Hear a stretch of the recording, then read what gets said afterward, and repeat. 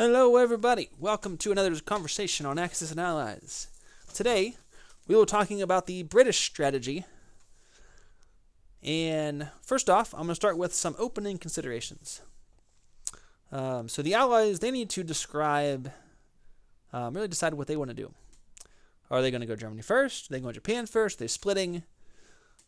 You really need to be working in concert with your allies.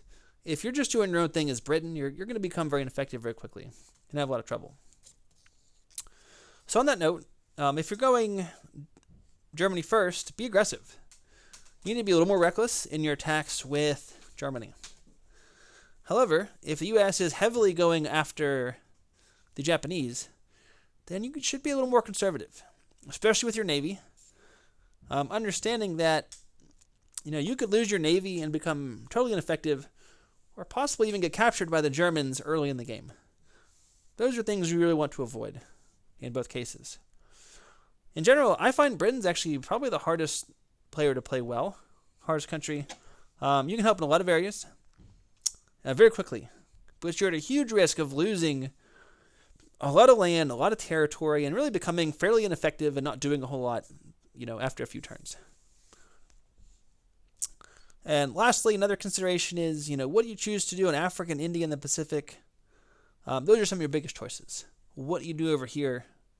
This is kind of simpler. There's a lot of options, and there's not always one clear right answer. So now let's talk about some key objectives you should have for Britain, largely if you're not going all in on Japan for the Allies. So you're either going for Germany first or come some type of split, meaning you're not building that India complex. So first off, you need to take control of the North Atlantic and hold it throughout the game. North Atlantic being anywhere up here. So you do this by building up your navy, possibly your air force a little bit. And then at some point, you need to wipe out the German fleet up there. That way you can then continuously land forces into Europe and really threaten Germany and the homeland. So notice here, this is Sea Zone 99 where this German fleet is. Sea Zone number 5. This is one of the most important sea zones in the whole game. And by that, I mean, if you control that, you can attack so many different land areas. If, say, you bring your British fleet, you defeat them, you probably already hit Norway. You can get Karelia, Eastern Europe, Germany, Western Europe, all in one turn. That's a ton of money, ton of places. It really puts Germany at this huge disadvantage because they can't defend everywhere. You're going to be able to take something every turn once you control Sea Zone 5 there. So your first goal needs to be to control the seas in the north. And then once you do, you need to make sure your navy's big enough to combat any counterattack by the German Air Force. So oftentimes a German player, they have a lot of money. They might build up their fighters for attack and defense. They might go bombers and go heavy bombers. But you're at real risk. Maybe you're feeling good on turn 3, and they build, they just start building planes. And you gotta watch out. If you lose your fleet, fleets are expensive. They are really hard to rebuild. And Britain does not have the money to just go around rebuilding fleets.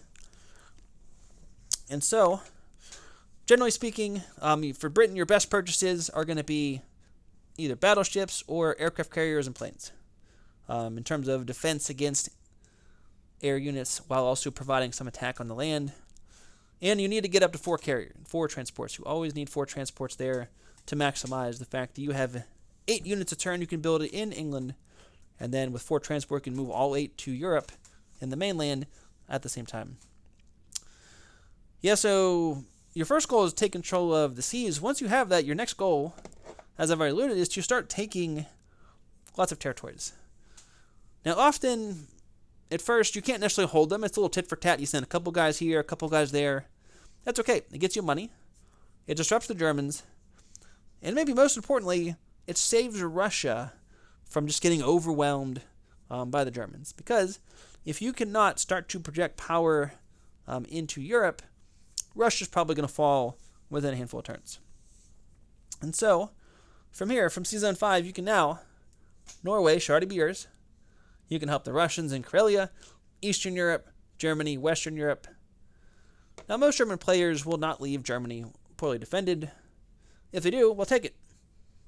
Game's probably going to be over real soon. More likely is Eastern Europe only has a couple guys, or at some point, they're going to build up Western Europe, but you just take it. Once you can take it, you often don't hold it the first time you take it. It's often there's a little tit for tat. But at some point, you want to take it and hold it, because goal number 3 is now to siege Germany. So at first, you're just trying to be disruptive. You're building up the navy, you're building up your land forces. But once you really get things turning, you want to take and hold territories and really start to surround the Germans. You want to take Eastern Europe and hold it. Take Western Europe and hold it. And then eventually, take Southern Europe. This gives you an extra complex. This also means Germany has very little money. Russia can handle this very casually, and very soon they're going to be done. And so, that's ultimately how you want to do it with the Germans. You want to siege them, surround them, encircle them. Now notice, a lot of this is going to be with the Americans. So goal number 4, work with America. That's true in Europe. It's also going to be true in the Pacific, depending on what you're doing with your fleet.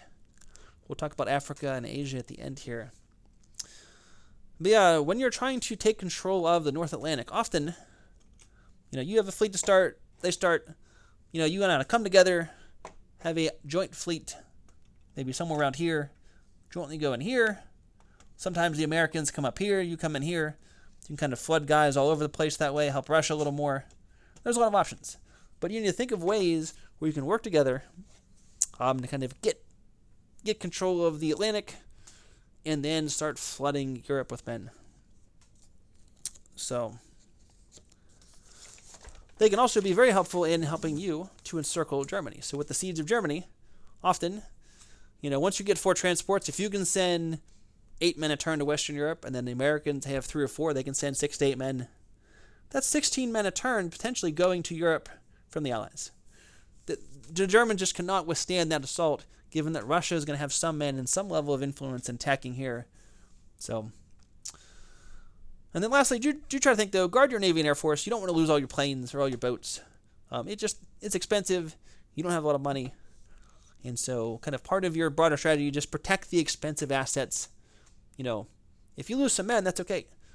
That's often common early on. There's going to be some tit for tat. You lose some little land units, but try not to don't lose a battleship. Try not to lose all your planes. All right, let's talk about Africa and Asia. So, first off, Britain, one unique thing is you are all over the map. You're everywhere. And a lot of your money is not in Britain. It's across the British Empire, which the sun never sets on. Now, in your empire, you have some forces, but you don't have that many forces. And your only industrial complex is right there. Meaning, unless you build one in India, because everyone's going for Japan, you got some tough choices to make. So, you can delay the Axis powers into Africa, into Asia, but really, at some point, they're probably going to crush you. And so, you kind of have to play smart with units. You start with a relatively small force, bigger navy, but you don't get reinforcements. Germany gets reinforcements. Japan gets reinforcements. You're not going to get any. So Egypt here, notice Egypt is the linchpin. This blocks the rest of Africa. Once Germany has Egypt or Japan, they can casually push kind of through most of Africa. And so that's where you want to hold. And without additional forces from you and or America, it's going to fall. So unless you're going to send forces here turn 1, that's one thing I like to do sometimes is joint invade here in North Africa and move your way over. Unless you're sending men over there, it's going to fall. And so, with that being said, though, if you hold Egypt on turn 1, you have a really great opportunity. Because you have this extra plane that you can join with your Asian fleet. And extra destroyer. This is a very formidable fleet. This is takes a little fleet that's not that strong, it's powerful. The other option, though, is if you want to come up here, you can also bring your fleet up here. If you still control Egypt and the Suez, you don't have a very large, a very powerful fleet on Germany's door, meaning you will then wipe out their Mediterranean fleet the next turn. Unless they attack you, which is fine, they'll lose a good chunk of their air force. They'll probably win, but they will have to sacrifice their air force to defeat you. So that gives you a lot of options to push either east or west, depending on what the broader allied goals are. As always, what's America doing? What's your plan with Japan? Be going off of those goals. But often Egypt falls. If Egypt falls, well then you have India. But you may want to abandon India, try to take Egypt back, try to delay in India, understanding India is not going to hold forever unless you have a complex. So, generally speaking, though, if you're going Germany first, you want to make sure Germany doesn't get money. So I'm a big fan of abandoning India and get whatever you can Egypt. Whether they take it or not, reinforce it. Notice here, this guy can come here with your boat. You can take 2 men over here. You can really consolidate and quite possibly save Africa from the Germans. So if you're kind of more split, it gets trickier. At that point, you kind of just want to delay. You're kind of at the mercy of what Japan wants to do on turn 1. But really, you just want to delay. Try to hold territory as long as you can, but then retreat before you lose what little forces you have. In that case, if you're kind of splitting, or if you're really going heavy on Japan, then you're leaving your navy out here. Your goal at that point is to whittle down the Japanese navy. America is probably going to do the heavy lifting, but you're going to assist. And so find ways to fight isolated boats, try to take islands. If Japan were to leave the sea zone, East Indies, $4, that's great to take.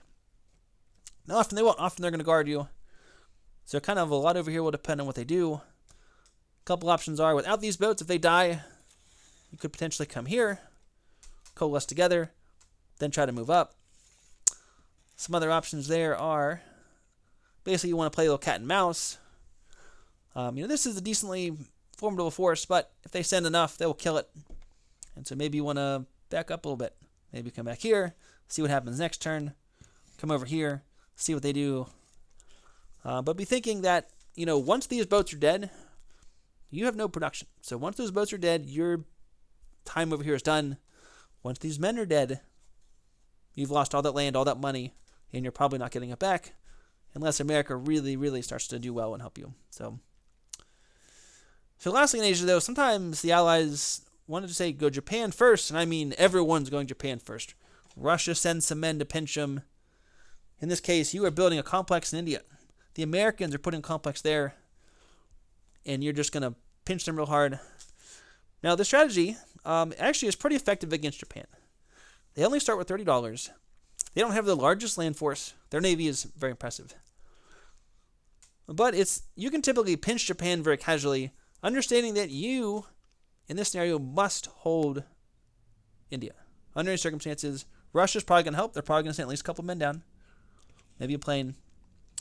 But you got to make sure that you hold that. You got to be a little more conservative. Don't push out too soon. Here, in this case, holding India first, getting a little bit more in the fleet is really what matters.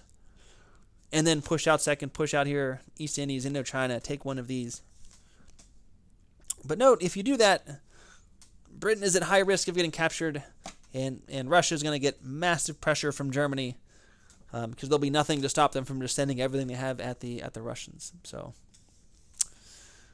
all right, guys, hope you guys enjoyed this video, and as always, have fun playing Axis and Allies.